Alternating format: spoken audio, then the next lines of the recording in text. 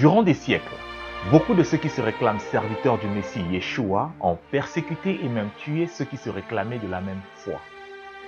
Tout ceci à cause d'une divergence sur le jour réel du Shabbat selon la nouvelle alliance établie par le sang de Yeshua HaMashiach. Shalom, bienvenue à notre étude biblique d'aujourd'hui. Je suis le frère Dan Dassan de Oshana Yeshua Ministries. Nos questions du jour sont les suivantes. Yeshua HaMashiach ou Jésus-Christ a-t-il changé le jour du Shabbat du samedi au dimanche? S'il y a eu changement du jour du Shabbat, quand cela s'est-il produit?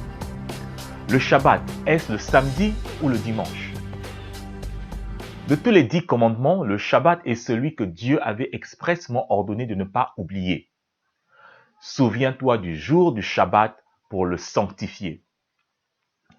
Au cours des années, j'ai posé la question suivante à beaucoup de chrétiens de diverses dénominations. Pourquoi les chrétiens observent-ils le dimanche au lieu du samedi comme jour de Shabbat? Je vais vous présenter les différentes réponses qui m'ont été données et nous allons les analyser tous ensemble à la lumière des Écritures, donc de la Bible.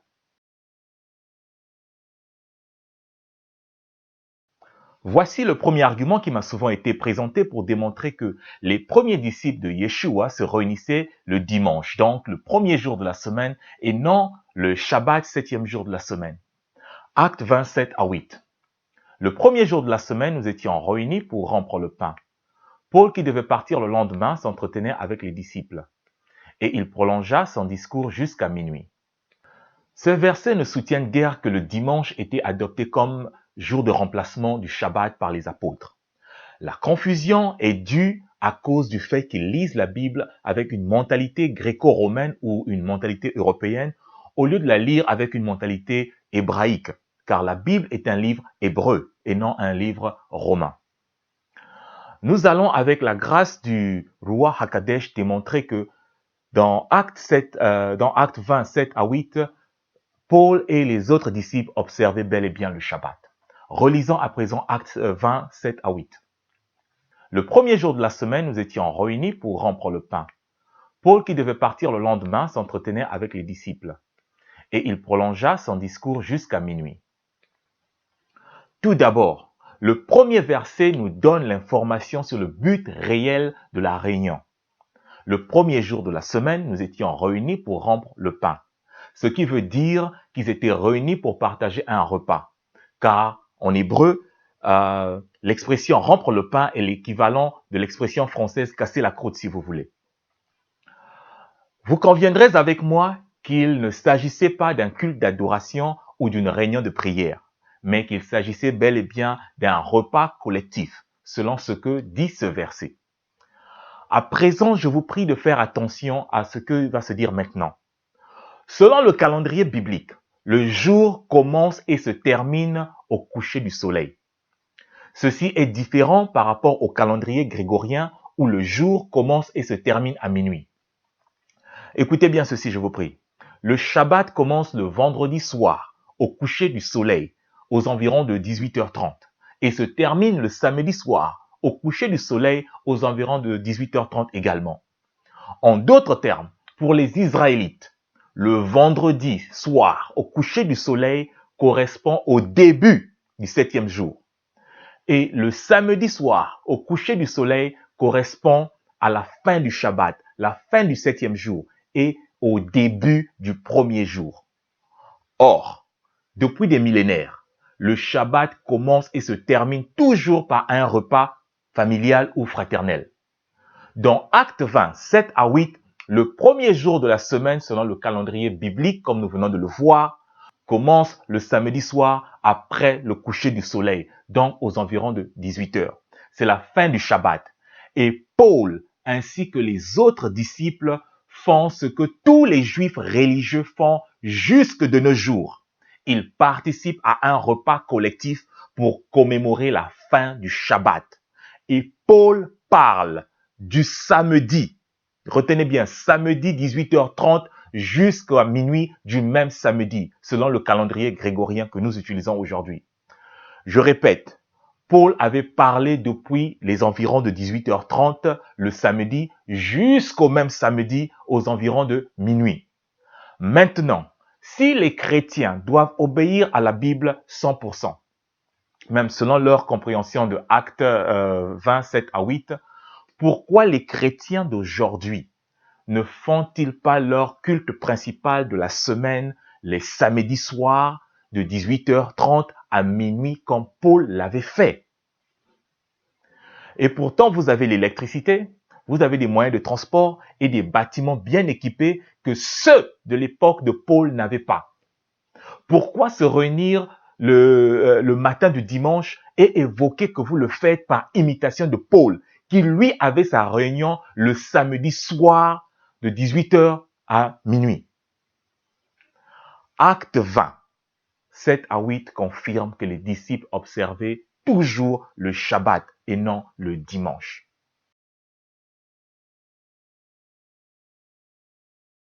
Le deuxième argument que beaucoup de pasteurs, évangélistes, docteurs et autres m'ont présenté pour défendre le dimanche comme le jour choisi pour les chrétiens de la Nouvelle Alliance est le suivant.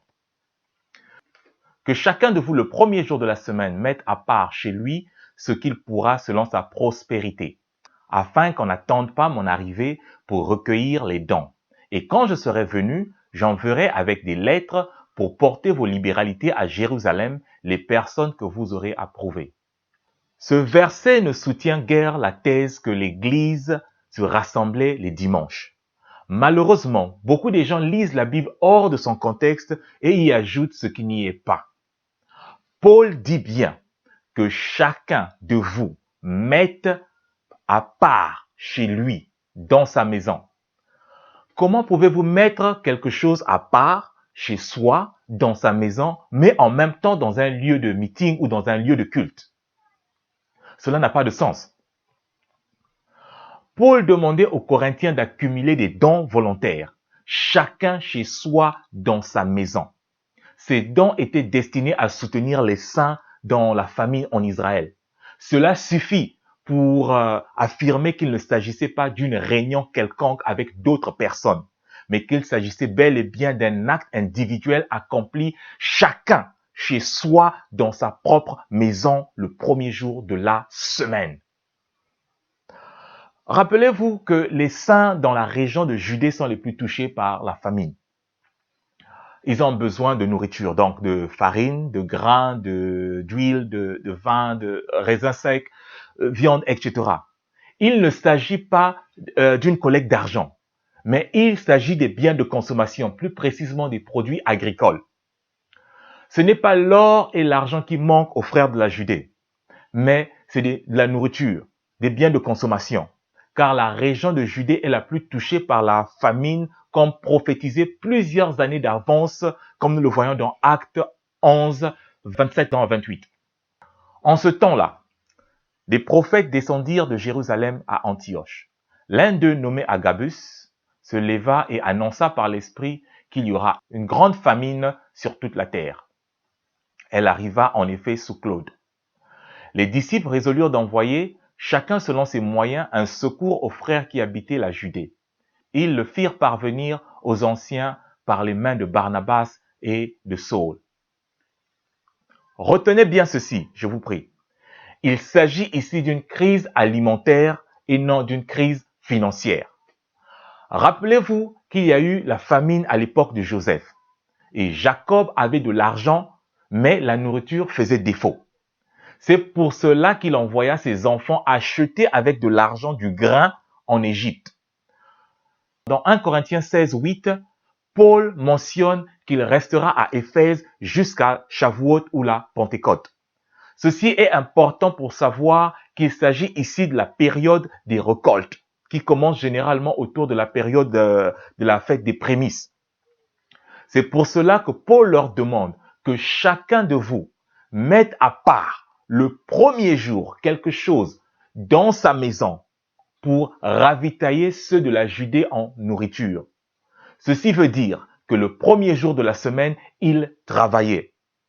Ils se rendaient dans leurs champs pour récolter. Donc, le premier jour de la semaine ne pouvait en aucun cas être assimilable au Shabbat de repos. Dans ce qu'il collectait le premier jour, il mettait quelque chose de côté, chacun dans sa maison, comme le verset le dit. S'il travaillait le premier jour de la semaine, donc le dimanche, ceci revient à dire que les croyants de Corinthe avaient bel et bien adopté la pratique de se reposer le 7e jour. Donc, ils recommençaient à travailler le premier jour de la semaine. Alors que les non-croyants en Yeshua de Corinthe travaillaient le samedi et se reposaient le dimanche pour le culte du Dieu Soleil. Ceci encore prouve que Paul avait du respect pour le Shabbat, car on ne travaille pas le 7e jour, mais le premier jour de la semaine, on peut aller récolter dans son champ et mettre quelque chose à part chez soi, dans sa maison, pour les frères de la Judée qui sont dans le besoin.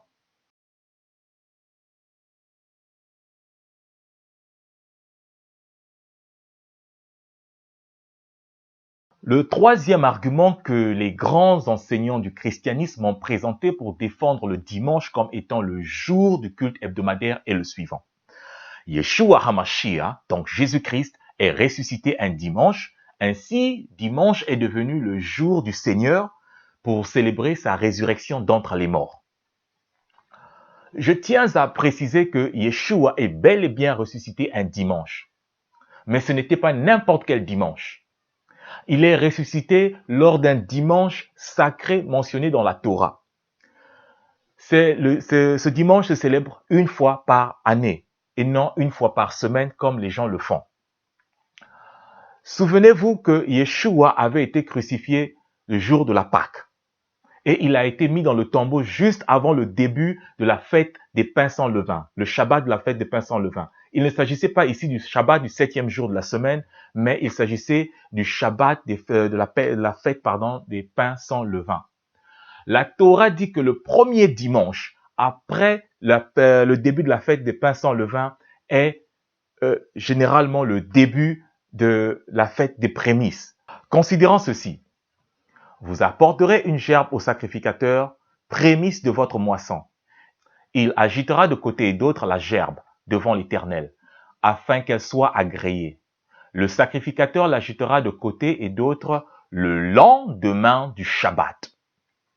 Le jour des prémices, où vous présenterez à l'Éternel une offrande à votre fête des semaines, vous aurez une sainte convocation. Vous ne ferez aucune œuvre servile. Comme je le disais tout à l'heure, Yeshua, notre Messie, est ressuscité le dimanche des prémices, ou le dimanche des premiers fruits. C'est un dimanche qui est célébré une fois l'an et non une fois par semaine comme l'Église catholique l'avait décidé sans aucun support biblique. Réfléchissez un peu. Les chrétiens célèbrent la résurrection de Yeshua chaque semaine.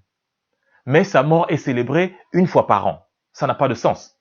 Sa mort et sa résurrection sont deux événements de même importance. Alors, pourquoi faire deux poids, deux mesures alors? L'apôtre Paul, qui avait compris que le mystère de la résurrection était lié à la fête des prémices, dira, « Même maintenant, Christ est ressuscité des morts. Il est les prémices de ceux qui sont morts. » Et un peu plus loin, il dit, « Et comme tous meurent en Adam, de même aussi tous revivront en Christ, mais chacun en son rang. Christ comme prémisse, puis ceux qui appartiennent à Christ lors de son avènement. » J'espère maintenant que vous comprenez que Christ, Yeshua, est célébré comme prémisse de la résurrection une fois par année. Tout comme nous célébrons sa mort une fois par année le jour de la Pâque. Beaucoup de chrétiens appellent le dimanche jour du Seigneur parce que Yeshua s'était ressuscité le dimanche.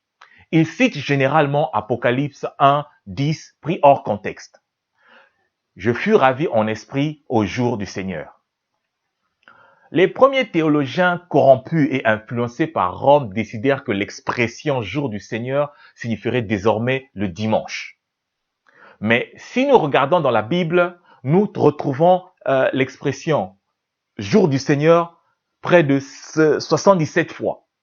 Et dans tous ces versets, sans exception, il s'agit chaque fois de la colère et du jugement final de Dieu sur la terre. Je ne vais pas vous citer tous les versets ici, mais je vais vous en citer quelques-uns quand même. Ésaïe 13, 9. Voici venir le jour du Seigneur, jour de colère impitoyable et d'ardente indignation. Joël 1, 15. Ah, quel jour, car le jour du Seigneur est proche, et il vient comme un ravage du Tout-Puissant. 1 Thessaloniciens 5, 2, 3. Car vous savez fort bien vous-même que le jour du Seigneur viendra comme un voleur dans la nuit, quand les hommes diront paix et sûreté. Alors une ruine soudaine les surprendra, comme les douleurs de l'enfantement surprennent la femme enceinte, et ils n'échapperont point. 2 Pierre 3, 10. Le jour du Seigneur viendra comme un voleur. Alors, les cieux passeront avec grand fracas. Les éléments embrasés se dissoudront et la terre sera consumée avec tout ce qu'elle renferme. Comme vous le voyez, le jour du Seigneur ne ressemble pas à un culte paisible du dimanche, mais plutôt à un grand jour de jugement et de destruction de ce monde tel que nous le connaissons. J'espère que vous comprenez maintenant que le jour du Seigneur n'a rien à voir, alors rien du tout à voir avec le dimanche. Ce jour du Seigneur que l'apôtre Jean a vu dans sa vision n'est rien d'autre que l'époque ultime de la fin, lorsque le Messie Yeshua sera revenu dans sa grande colère pour juger la terre. Et c'est même là l'objet de ses écrits dans le livre d'Apocalypse. Je répète encore, le jour du Seigneur n'a rien à voir avec le dimanche selon la Bible.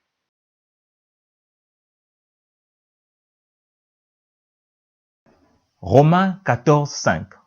De même, l'un met la différence entre les jours, l'autre considère tous les jours comme égaux. Que chacun abonde en son sens.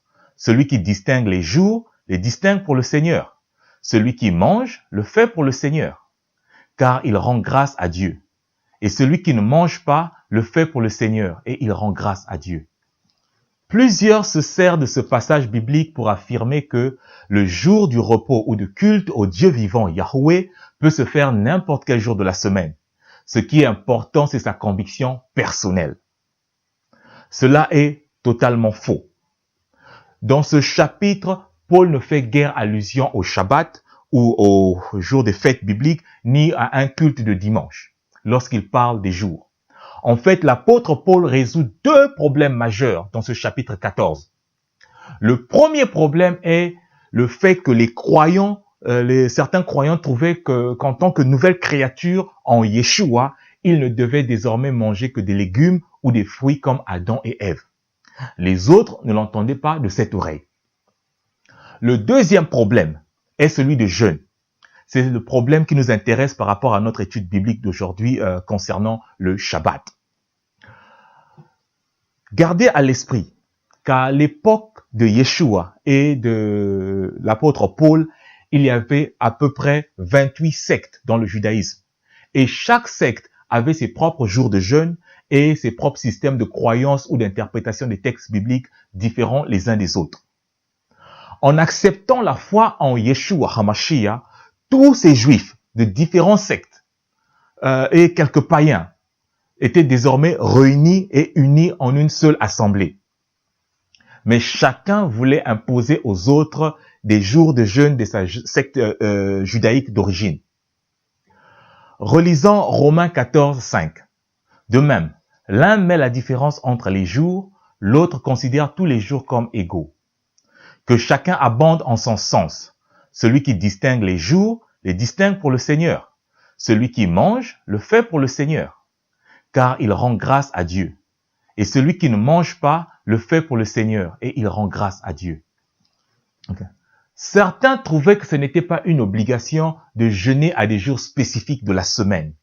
Pour d'autres, il fallait garder ou observer ces jours très rigoureusement. Dans Luc 18, 12, nous voyons par exemple Yeshua qui parle d'un pharisien qui se vantait de jeûner 2 fois par semaine.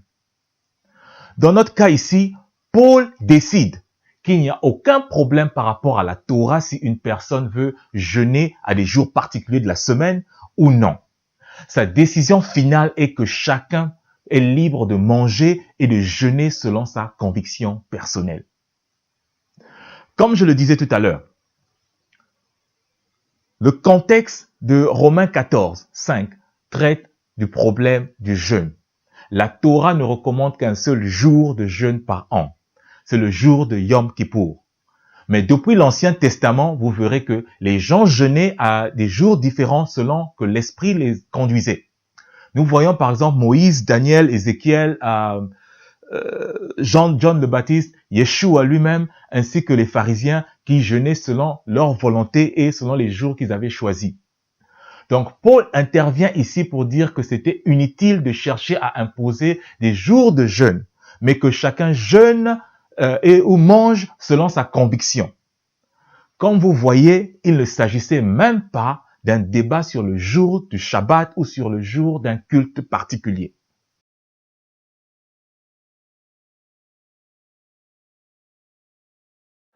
Hébreux 4, 9, 11. Car si Josué leur eût donné le repos, il ne parlerait pas après cela d'un autre jour. Il y a donc un jour de repos de Shabbat réservé au peuple de Dieu. Car celui qui entre dans le repos de Dieu se repose de ses œuvres, comme Dieu s'est reposé des siennes. Efforçons-nous donc d'entrer dans ce repos afin que personne ne tombe en montrant le même exemple de désobéissance. Beaucoup de pasteurs, docteurs, évangélistes et autres utilisent ces versets d'Hébreux 4 pour avancer la thèse selon laquelle le repos de Shabbat se trouve désormais en Christ. C'est un repos spirituel, c'est un repos de conscience. Par conséquent, le repos de Shabbat hebdomadaire n'a plus d'importance. Et cela leur donne le droit de choisir le dimanche comme jour de repos au lieu du Shabbat fixé par Dieu lui-même. Dans Hébreux, dans le livre d'Hébreux au chapitre 4, il s'agit du repos que Yeshua HaMashiach donnera à son peuple après son retour comme roi des rois et seigneur des seigneurs sur la terre, lorsqu'il nous donnera des corps glorifiés et que Satan aura été enchaîné pour 1000 ans. Ici, l'auteur d'Hébreux s'appuie sur l'exemple du repos que Josué devait donner aux enfants d'Israël en les faisant rentrer dans le territoire de Canaan pour expliquer le repos des serviteurs du Seigneur Yeshua HaMashiach quand son royaume et son règne viendront. Oui, il s'agit bel et bien d'un repos spirituel, mais nous n'y sommes pas encore, car étant dans cette chair, nous sommes en constante guerre spirituelle avec les principautés et les esprits malins dans les lieux célestes. Nous sommes constamment sous la tentation. Nous devons constamment résister contre les pièges de l'ennemi et nous devons combattre avec l'ennemi tout le temps. Pour l'instant, il n'y a aucun repos spirituel. Personnellement, je n'ai pas signé un cessez-le-feu avec le diable et je ne le ferai pas car la grâce du Seigneur Yeshua HaMashiach est sur moi. Comme nous ne sommes pas encore dans ce repos spirituel, continuons à observer ou à garder le Shabbat hebdomadaire comme l'ombre des choses à venir. Ce n'est pas tout. Hébreux 4:10 dit « Car celui qui entre dans le repos de Dieu se repose de ses œuvres, comme Dieu s'est reposé des siennes. » L'auteur du livre d'Hébreux nous dit que celui qui entre dans le repos de Dieu se repose de ses œuvres. Ce qui revient à dire que lorsqu'on rentre dans le repos de Dieu, on n'enseigne plus, on ne s'occupe plus des veuves, on n'a plus besoin de s'occuper des orphelins, on n'a plus besoin de témoigner de la parole de Dieu, ni de prophétiser ou d'intercéder. Car toutes ces choses, ce sont les œuvres par rapport auxquelles nous devons nous reposer une fois que nous entrons dans le repos de Dieu. Vous voyez bien que l'auteur de la lettre aux Hébreux compare le Shabbat à l'époque où nous aurons revêtu l'immortalité et vivons dans le royaume céleste. C'est pour cela, il dit, efforçons-nous donc d'entrer dans ce repos, afin que personne ne tombe en donnant le même exemple de désobéissance. En disant efforçons-nous donc d'entrer dans ce repos, ceci sous-entend que l'auteur de la lettre aux Hébreux lui-même, ainsi que les personnes auxquelles il écrit la lettre, ne sont pas encore entrés dans ce repos. Il démontre comment entrer dans ce repos, c'est en évitant de manifester l'exemple de désobéissance des Israélites durant la traversée du désert. De même, Yeshua HaMashiach lui-même a dit, mais celui qui persévérera jusqu'à la fin sera sauvé. Ce Shabbat, ce jour de repos dont il est question ici, c'est le jour où le diable et ses œuvres seront détruits par notre Seigneur et Sauveur Yeshua HaMashiach. Pour l'auteur du livre d'Hébreux, le Shabbat marque ainsi deux grands événements. La célébration de l'accomplissement de la création et la célébration de l'accomplissement de la rédemption.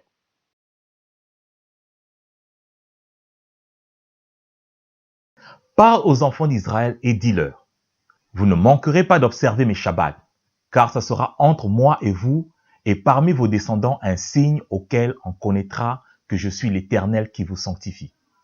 Plusieurs utilisent ce verset pour conclure que le Shabbat est un signe entre Dieu et les Israélites seulement. Par conséquent, les païens ou les nations ne sont pas obligés de garder le Shabbat.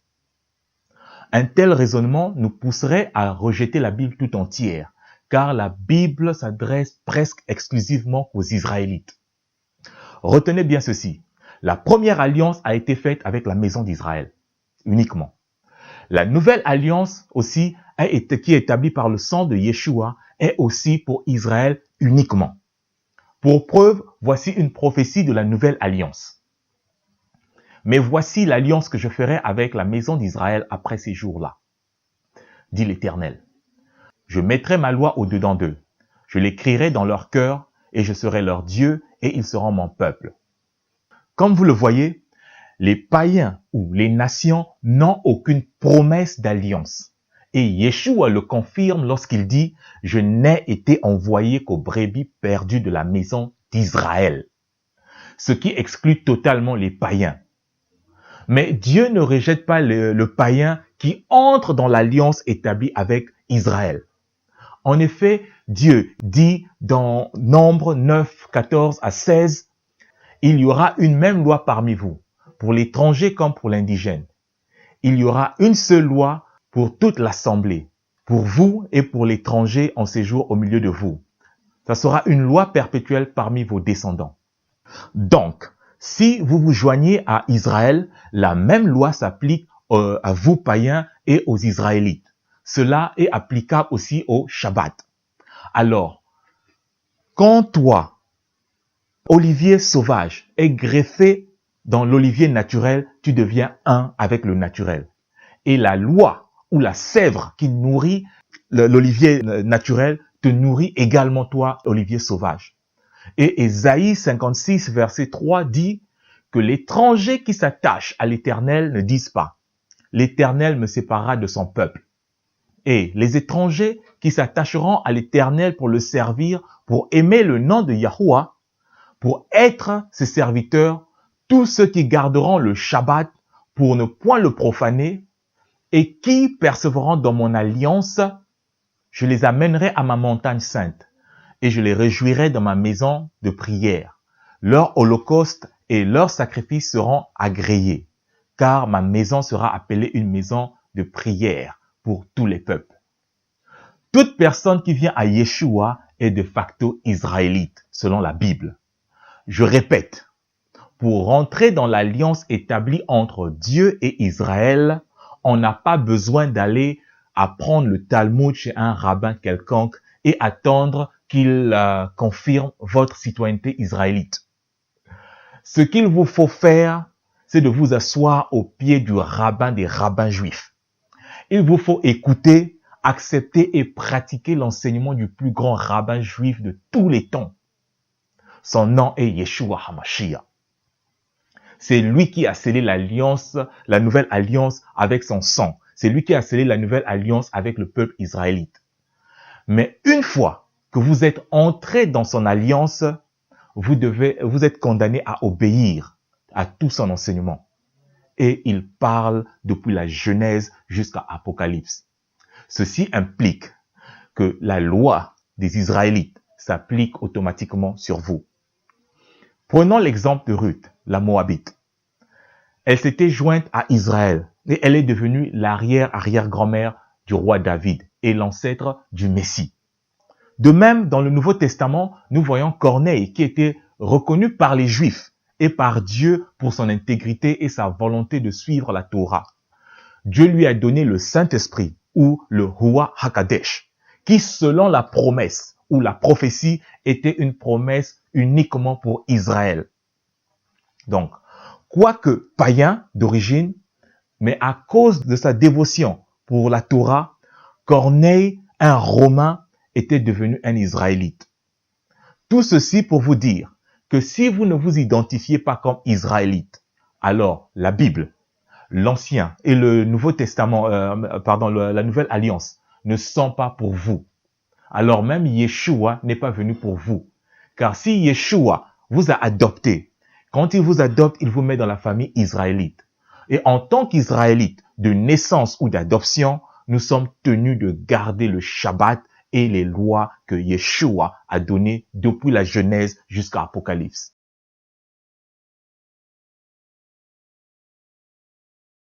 Yeshua n'a jamais enseigné le Shabbat et n'a jamais ordonné de garder le Shabbat. 7e argument. Cet argument n'a aucun sens. Yeshua a enseigné qu'il était maître du Shabbat. Il dit ceci non pas parce qu'il avait l'intention de changer ou d'abolir le Shabbat, mais plutôt parce qu'il voulait restaurer le Shabbat à sa pratique originale. C'est pour cela qu'il a reproché publiquement les pharisiens de ne pas observer le Shabbat comme il se devait, car les pharisiens observaient le Shabbat selon les traditions rabbiniques qui parfois étaient en contradiction avec la Torah. Quand Yeshua se déclare maître du Shabbat, il veut par là signifier que c'est son jour, c'est le jour du Seigneur, c'est le jour où il s'est reposé pour contempler sa création. Yeshua a enseigné à plusieurs reprises également qu'il était juste de faire le bien pendant le Shabbat. Yeshua a aussi enseigné que le Shabbat était fait pour l'homme et non l'homme pour le Shabbat. Remarquez que lorsqu'il dit que le Shabbat est fait pour l'homme et non l'homme pour le Shabbat, il n'avait pas dit que le Shabbat était fait pour le juif ou pour les Israélites seulement, mais c'était un bien de la race humaine tout entière. Quand Yeshua enseigne que le Shabbat a été fait pour l'homme, il rappelle par là que c'est un moment de bénédiction que Dieu a donné à l'homme, un temps de méditation, un temps d'intimité fixé par Dieu lui-même. Cependant, Yeshua n'avait nullement besoin de demander aux Juifs d'observer le Shabbat, puisque depuis leur retour de la captivité en Babylone, près de 500 ans avant Yeshua, les Juifs avaient rigoureusement observé le Shabbat, car la raison principale, ou l'une des raisons principales de leur captivité à Babylone, c'était le non-respect des Shabbats. L'enseignement de Yeshua consistait à enlever toutes les traditions non bibliques ajoutées autour du Shabbat. Lui-même, Yeshua d'ailleurs, observait le Shabbat, mais il n'avait jamais rien dit sur le dimanche.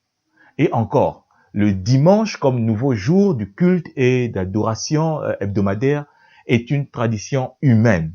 Et je vous laisse deviner ce que Yeshua HaMashiach, notre Seigneur, pense lorsqu'on mélange la parole de son Père avec les traditions humaines.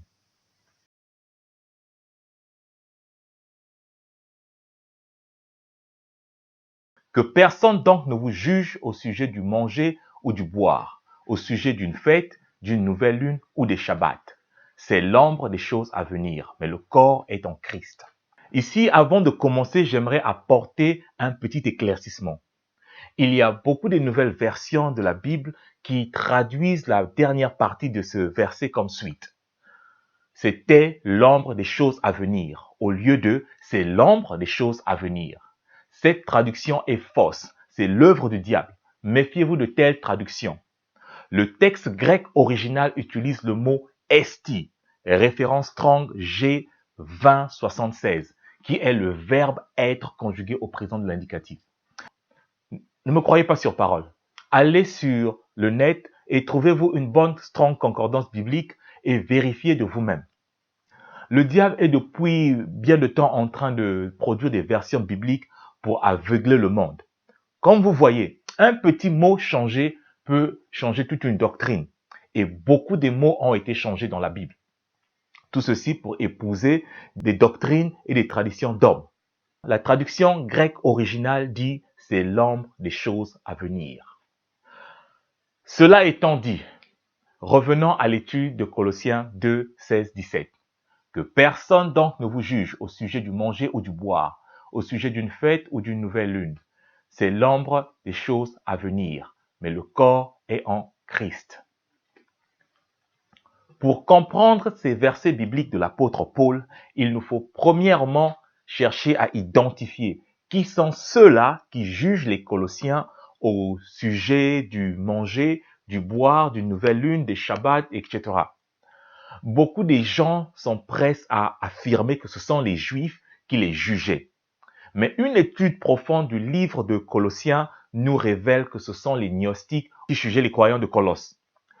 Plusieurs théologiens même confirment que le chapitre 2 de l'épître aux Colossiens est une mise en garde de l'apôtre Paul contre les influences gnostiques dans l'assemblée de Colosse.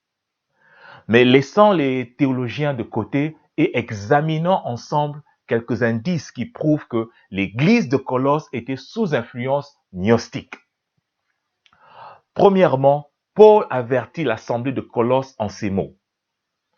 Prenez garde que personne ne fasse de vous sa proie par la philosophie et par une vaine tromperie, s'appuyant sur des traditions d'hommes et sur des rudiments du monde et non sur Christ.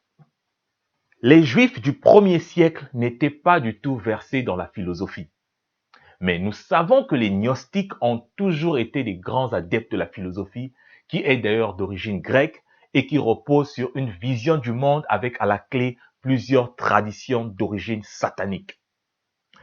Puis l'apôtre Paul continue ses avertissements contre les doctrines gnostiques en disant ceci. Qu'aucun homme, sous une apparence d'humilité et par un culte des anges, ne vous ravisse à son gré le prix de la course, tandis qu'il s'abandonne à ses visions et qu'il est enflé d'un vain orgueil par ses pensées charnelles. Ici encore, le culte des anges était passible de mort chez les Juifs du premier siècle. Les Juifs n'avaient plus pratiqué ce genre d'idolâtrie quelques 500 ans avant Yeshua HaMashiach, à leur retour de Babylone. Ce sont les gnostiques qui vénéraient et qui vénèrent jusqu'aujourd'hui les démons et qui les appellent des anges dans le but d'obtenir la connaissance. Le gnosticisme, par définition, signifie la recherche de la connaissance mystique. Paul ajoute que ces gnostiques ont une apparence humilité. Cette apparente humilité, c'est ce que les gnostiques appellent la pratique ascétique ou l'ascèse spirituelle. C'est-à-dire, ils rejettent tout plaisir charnel. Ils ne mangent aucune nourriture savoureuse. Ils s'abstiennent des rapports sexuels avec leurs propres femmes. Ils s'habillent comme des clochards ou comme des fous. Ils se lavent rarement. Ils abandonnent leurs femmes et leurs enfants pour s'isoler avec des esprits impurs dans des grottes et dans divers autres lieux qu'ils maîtrisent eux-mêmes. En plus, ils méprisent les réjouissances des fêtes, qu'ils qualifient de distraction pour le salut de l'âme. Le philosophe Diogène de Sinope, qui a vécu quelques 400 ans avant Yeshua HaMashiach, est un exemple marquant de la pratique ascétique gnostique. Ce sont ces pratiques ascétiques gnostiques que Paul dénonce dans Colossiens 2, 21, 23. Si vous êtes morts avec Christ au rudiment du monde, pourquoi, comme si vous vivez dans le monde, vous impose-t-on des préceptes? Ne prends pas, ne goûte pas, ne touche pas. Préceptes qui deviennent pernicieux par l'abus et qui ne sont fondés que sur les ordonnances et les doctrines des hommes. Ils ont à la vérité une apparence de sagesse, en ce qu'ils indiquent un culte volontaire, de l'humilité et du mépris du corps. Mais ils sont sans aucun mérite et contribuent à la satisfaction de la chair. Ici encore, Paul nous donne un autre indice qu'il s'agit des gnostiques quand il dit « ils ont un mépris du corps ». Il n'y a aucune loi dans la Torah ou dans les traditions juives qui prône le mépris du corps. Au contraire, que ce soit dans la Torah ou dans les lois juives, dans les traditions juives, nous trouvons toutes sortes d'hygiène, toutes sortes de lois d'hygiène, toutes sortes de douches à prendre après avoir touché un mort, après avoir touché un malade ou le cadavre d'un animal impur, etc. Il faut se laver les mains avant de manger. Il y a beaucoup de choses de ce genre. Mais les gnostiques qui pratiquent l'ascèse spirituelle étaient semblables à des fous ou à des clochards. Ils ne se lavaient presque pas, ils dormaient à même le sol. La joie de la musique était même nuisible à leurs oreilles. Parce que pour eux, ils étaient dans une quête spirituelle et tout autre plaisir, quelle que soit sa forme, était une distraction. C'est pour cela l'apôtre Paul, dans Colossiens 2, 15, démontre que à la croix, Yeshua a dépouillé les principautés et les autorités du monde satanique auxquelles les gnostiques font allégeance. C'est pour cela Paul leur ordonne, dans Colossiens 2, 16, 17, que personne donc les gnostiques, les satanistes, les païens ne vous jugent pas parce que vous abtenez des viandes sacrifiées aux idoles et des viandes impures et que vous mangez des viandes ou des mets succulents qui sont contraints à la pratique ascétique. Paul disait aux croyants de Colosse que les gnostiques ne vous jugent pas parce que vous vous abstenez de consommer le sang des animaux. Car les gnostiques consommaient le sang des animaux, espérant transférer la vie des animaux dans leur propre vie afin qu'ils aient une longévité, une longue vie. Paul dit aux Colossiens que ces gnostiques n'ont aucun droit de vous juger parce que vous observez les fêtes bibliques et les shabbats que les gnostiques considéraient comme étant non importants, comme étant une distraction. Et pour eux en plus, pendant que le Shabbat est le jour le plus important dans toute la parole de Dieu, pour les gnostiques, le jour le plus important, c'était le dimanche qui était le culte du soleil, qui est l'astre le plus important ou l'astre qui est générateur de la vie sur terre. Les louanges, toutes ces joies du Shabbat étaient contraires à leur pratique. Tout ceci pour vous dire que Paul disait aux Colossiens que les gnostiques ne vous jugent pas parce que vous observez le Shabbat. En fait, Paul ne fait que répéter les consignes de l'apôtre Jacques lors de la conférence de Jérusalem dans Acte 15. C'est pourquoi je suis d'avis qu'on ne crée pas de difficultés à tous ceux des païens qui se convertissent à Dieu, mais qu'on leur prescrive de s'abstenir des souillures des idoles, de l'impudicité, des animaux étouffés et du sang. Mais l'on oublie souvent le verset 21 qui dit ceci. Car depuis bien des générations, Moïse a dans chaque ville des gens qui le prêchent, puisqu'on le lit tous les jours de Shabbat dans les synagogues. L'apôtre Jacques donne 4 recommandations pour les païens qui se convertissent. Puis, il recommande les nouveaux convertis d'aller chaque Shabbat dans les synagogues de leurs villes respectives, afin de grandir spirituellement en écoutant la Torah qui y est lue chaque Shabbat. Puisque les premiers disciples de Yeshua, grecs et juifs, se rendaient tous chaque Shabbat dans les synagogues pour écouter la lecture de la Torah, alors à quel moment les disciples de Yeshua ont-ils cessé de se rendre dans les synagogues? La réponse est toute simple. Après la destruction du temple de Jérusalem, certains rabbins voyant le nombre des disciples de Yeshua augmenter dans les synagogues, décidèrent d'ajouter une prière dans les prières récitées debout, ou Tefilat Hamida en hébreu. C'est la bénédiction des hérétiques, aussi appelée en hébreu Birkat Amanim.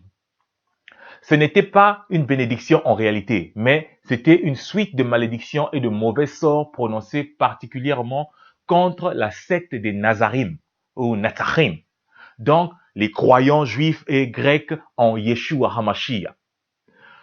Les croyants en Yeshua n'avaient pas de problème pour réciter les 17 autres prières, mais ils ne pouvaient pas réciter une prière qui les maudissait eux-mêmes. Et ceux qui ne voulaient pas la réciter étaient mis hors de la communauté ou étaient excommuniés de la synagogue. C'est ainsi qu'ils commencèrent à créer des petites communautés messianiques un peu autour et continuèrent l'observation du Shabbat. Ceci est rapporté par les historiens des premiers siècles et cela est confirmé également par le Talmud.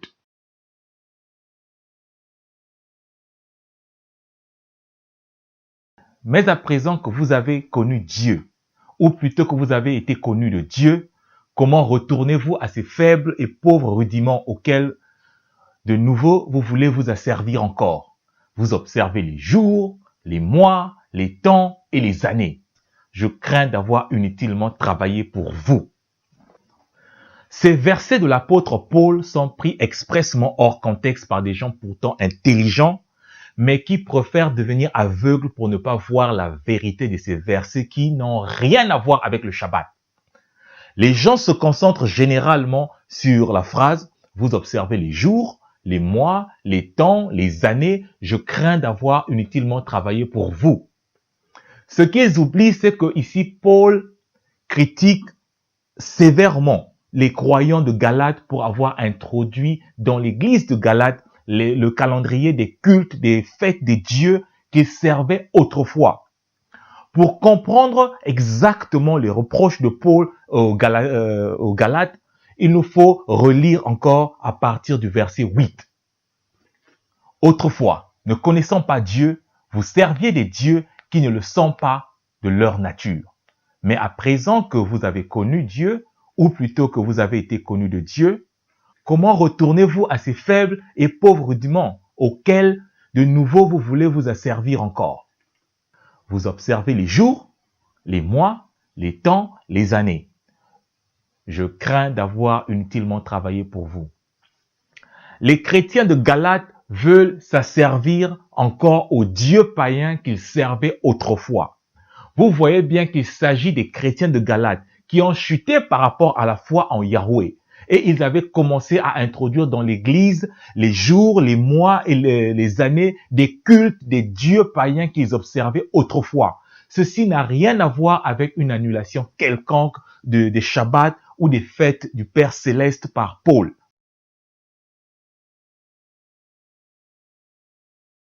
Le deuxième argument est le suivant. Le dimanche est observé parce que nous sommes sous la période de grâce. Ma question pour cela est la suivante. Devons-nous continuer dans l'erreur et dans la transgression des lois de Dieu parce que nous sommes sous la grâce? L'apôtre Paul, je me rappelle, pose la même question. Quoi donc? Pécherions-nous parce que nous sommes non sous la loi mais sous la grâce? Loin de là! La réponse de Paul, c'est loin de là. Donc non. La grâce ne nous donne pas une licence pour continuer dans le péché et dans les doctrines des hommes. Mais la grâce nous donne une opportunité, surtout par les temps qui courent, de lire la Bible pour nous-mêmes, de rechercher dans les documents historiques les erreurs doctrinales qui ont été commises par nos prédécesseurs et de les corriger afin de vivre la parole de Dieu dans toute sa vérité et d'exposer ces doctrines du diable qui ont été mises dans l'église de Dieu. C'est ça notre rôle aujourd'hui. Notre rôle, ce n'est pas de persister dans l'erreur. Voyons maintenant ce que dit la Bible sur le Shabbat. Ésaïe 66, 22, 23. Car comme les nouveaux cieux et la nouvelle terre que je vais créer subsisteront devant moi, dit l'Éternel, ainsi subsisteront votre postérité et votre nom. À chaque nouvelle lune et à chaque Shabbat, toute chair viendra se prosterner devant moi, dit l'Éternel. Dans ce verset, le prophète Ésaïe prophétise que même dans les nouveaux cieux et dans la nouvelle terre que Dieu va créer, les Shabbats seront toujours en vigueur. Car souvenez-vous que Dieu avait dit que le Shabbat est une loi perpétuelle. Nous pouvons donc convenir que perpétuel ne s'est pas arrêté à la croix de Yeshua HaMashiach. Et lui-même Yeshua a prophétisé que si le jour de la grande tribulation tombe un Shabbat, la douleur sera pire. Alors, Yeshua HaMashiach, en donnant cette prophétie, ne savait-il pas que les chrétiens devaient annuler le Shabbat, ils devaient changer le jour dans le futur? Ils ne pouvaient pas reconnaître que dans le futur, le Shabbat sera d'aucune utilité, personne ne va même l'observer. Dans le livre d'Ézéchiel, au chapitre 45 et au chapitre 46, Ézéchiel décrit le temple de Yeshua HaMashiach. Et il décrit comment le temple sera construit il décrit le règne de 1000 ans de Yeshua HaMashiach, il décrit les activités du Messie et les activités du temple. Et concernant le Shabbat, voici ce que Ézéchiel écrit. Ainsi parle le Seigneur, l'Éternel. La porte du parvis intérieur du côté de l'Orient restera fermée les 6 jours ouvriers, mais elle sera ouverte le jour du Shabbat. Ceci prouve bien que même dans le futur, selon les prophètes, le Shabbat sera en vigueur. Dans le livre des Actes des Apôtres, on y voit l'apôtre Paul, près de 20 ans après la crucifixion et la résurrection de notre Seigneur et Sauveur Yeshua HaMashiach, enseigner aux Grecs et aux Juifs dans les synagogues et même à d'autres endroits durant les Shabbats. Au vu de ce que l'on vient de voir, on peut dire sans risquer de se tromper que le Shabbat a été observé dans l'Ancien Testament. Le Shabbat a été observé pendant la période de la rédaction du Nouveau Testament et le Shabbat sera observé au retour de Yeshua HaMashiach.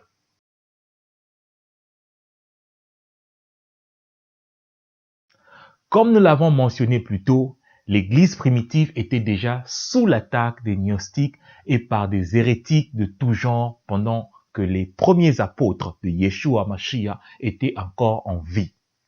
L'apôtre Jean résume cette situation en ces mots. Petits enfants, c'est la dernière heure. Et comme vous avez appris qu'un antichrist vient, il y a maintenant plusieurs antichrists parmi nous. Par là, nous connaissons que c'est la dernière heure. Ils sont sortis du milieu de nous, mais ils n'étaient pas des nôtres. Car s'ils eussent été des nôtres, ils seraient demeurés avec nous. Mais cela est arrivé afin qu'il fût manifeste que tous ne sont pas des nôtres. Quelques versets plus loin, l'apôtre Jean ajoute « Je vous ai écrit ces choses au sujet de ceux qui vous égarent. » Les autres apôtres et disciples de Yeshua avaient aussi le même souci à l'égard du troupeau du Seigneur, car ils savaient bien que des hérétiques s'étaient infiltrés au milieu des croyants et attendaient une opportunité pour égarer le peuple de Dieu. C'est pour cela que l'apôtre Paul s'exprime en ces termes. « Je sais qu'il s'introduira parmi vous, après mon départ, des loups cruels, qui n'épargneront pas le troupeau, et qu'il s'élèvera du milieu de vous des hommes qui enseigneront des choses pernicieuses pour entraîner des disciples après eux. » Ces paroles de l'apôtre Paul ne tardèrent pas à se réaliser. Après la mort des premiers apôtres de Yeshua, l'Église fut divisée sur la base doctrinale, y compris sur la question du Shabbat, autour de l'an 20.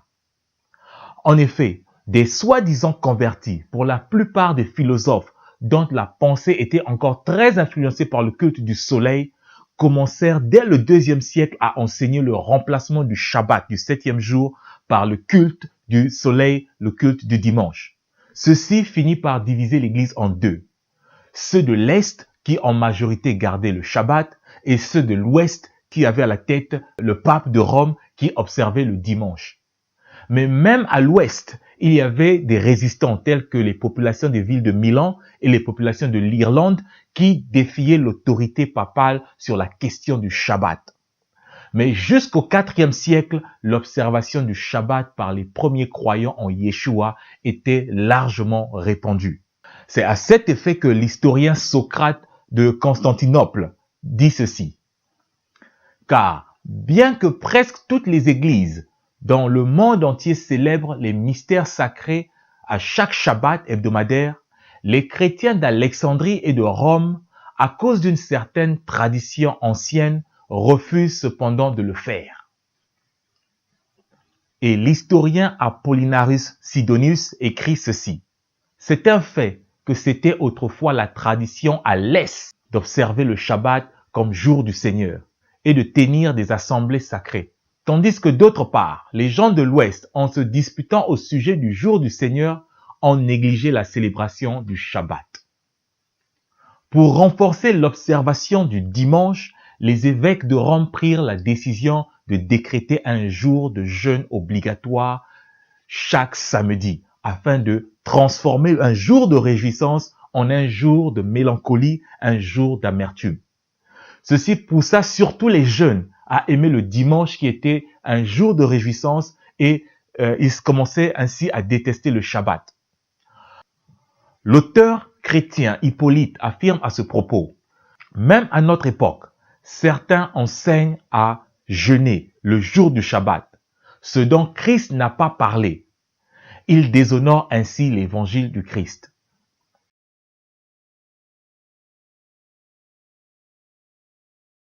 Le dimanche comme jour de repos dans la culture gréco-latine remonte à un décret de l'empereur Constantin Ier, le 7 mars 321.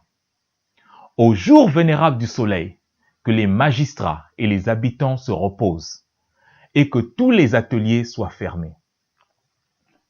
Constantin fut le premier empereur romain prétendu chrétien. Bien qu'il se soit opposé à la persécution des chrétiens, il semble qu'il ait fait plus que ses prédécesseurs pour introduire le culte du soleil ou le mithraïsme dans le christianisme. L'historien Paul Johnson écrit ceci: il est pratiquement certain que Constantin adorait Mithra. Et l'arche de triomphe qu'il fit construire après sa conversion le fut en l'honneur du dieu soleil, ou le soleil invaincu. Constantin ne cessa jamais d'adorer le soleil qu'il continua à représenter sur les pièces de monnaie qu'il fit frapper. Il fit du jour du soleil, le dimanche, un jour de repos, fermant tous les tribunaux et interdisant tout travail sauf les tâches agricoles. Constantin, craignant de voir son empire être divisé par des querelles doctrinales, rassembla tous les évêques possibles au concile de Laodicée en l'an 364 pour trancher sur des questions doctrinales. Dans les conclusions du concile de Laodicée, nous pouvons constater que le Shabbat était encore suivi par beaucoup de croyants. Et nous pouvons constater que le concile essayait d'accommoder cela afin d'unir l'Église et par la suite progressivement bannir le Shabbat. Au canon 16 du concile de Laodicée, nous lisons: le jour du Shabbat, on doit lire publiquement les évangiles avec les autres parties des Écritures. L'une des activités du Shabbat a toujours été la lecture publique des Écritures. C'est d'ailleurs ce qu'on voit faire le Mashiach lorsqu'il lut le passage du livre d'Ésaïe. Au canon 49, nous lisons: pendant le carême, on ne doit pas offrir le pain du saint sacrifice, si ce n'est le jour du Shabbat et le dimanche.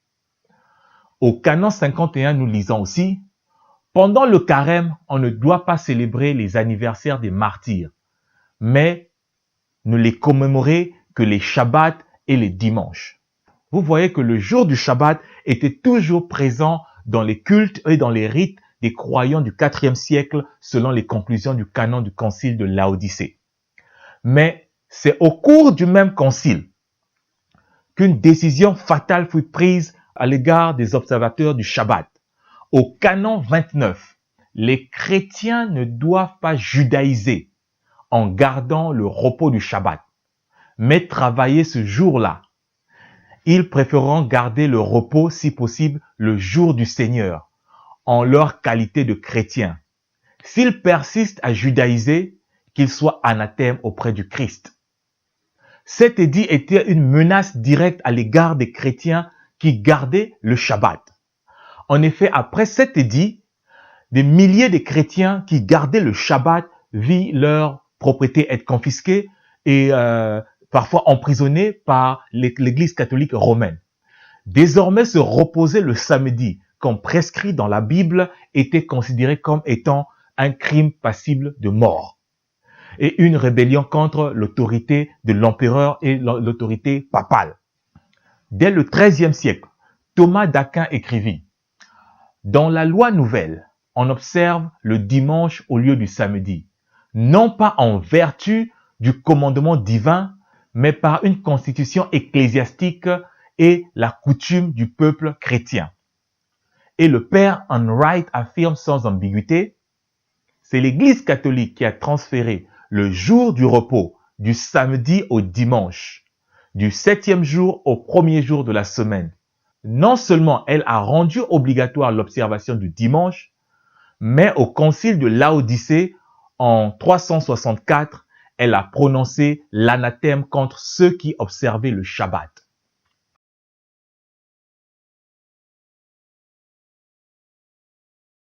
Comme nous l'avions démontré plus tôt, non seulement que Yeshua HaMashiach lui-même garda le Shabbat et enseigna le Shabbat, mais ses disciples ainsi que l'Église primitive gardèrent eux aussi le Shabbat sans problème durant les premières décennies après la résurrection de Yeshua HaMashiach. Pendant les premières décennies de l'Église, le Shabbat n'était jusque-là jamais remis en cause, sauf par quelques hérétiques gnostiques infiltrés dans l'Église. Et ces hérétiques avaient été dénoncés par les lettres de l'apôtre Paul, Jean, Jacques et Pierre. Dès la seconde moitié du IIe siècle, le nombre des païens convertis avait largement dépassé celui des Juifs croyant en Yeshua HaMashiach. Beaucoup de ces païens issus du culte du soleil et des écoles philosophiques gnostiques étaient désormais les leaders et les théologiens de l'Église de Yeshua. Parmi ces nouveaux leaders, qui devait façonner le christianisme, il y avait un certain Marcion, par exemple, qui avait émis l'idée d'instaurer un jeûne obligatoire le jour du Shabbat. Quoique Marcion fût excommunié de l'Église, toutefois ses idées hérétiques furent mises en pratique. Si vous êtes habitué aux doctrines gnostiques et aux doctrines du mitraïsme, du culte du soleil, vous reconnaîtrez certainement et sûrement ces doctrines dans les écrits de Iranus de Lyon, par exemple, l'un des théologiens influents du IIe siècle. Il y a beaucoup comme Justin Martyr, qui compara même le Dieu d'Israël avec le Dieu du philosophe Platon. C'est pour vous dire jusqu'où la bêtise était en train d'aller déjà dès le 1er siècle. Nous voyons ainsi que l'observation du dimanche comme jour de repos et de culte de la semaine était introduit dans le christianisme par des personnes influencées par le culte du Dieu soleil. Dans tout cela, il faut ajouter ce qu'on appelle l'antisémitisme ou la haine des Juifs. Tous ces hérétiques étaient décidés à enlever tout ce qui ressemblait de près ou de loin à des pratiques juives, telles que le Shabbat, les fêtes bibliques, le calendrier biblique, la loi de Dieu, car tout cela les rappelait les pratiques juives. Le nom hébreu de notre Seigneur et Sauveur, Yeshua HaMashiach, a été changé en un nom romain, Isus, et qui plus tard sera encore changé en Jésus après l'invention de la lettre J dans les années 1600.